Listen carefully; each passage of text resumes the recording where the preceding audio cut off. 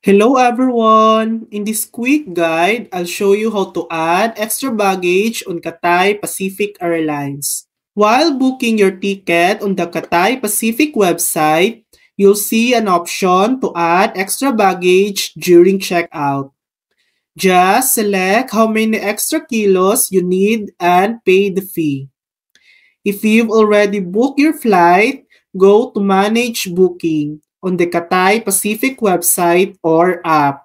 Log in with your booking reference and last name. Then choose the option to add extra baggage.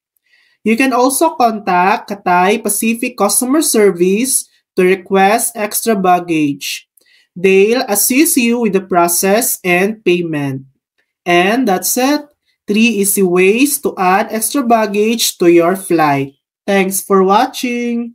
If this video helped you, please like and subscribe for more helpful tutorials.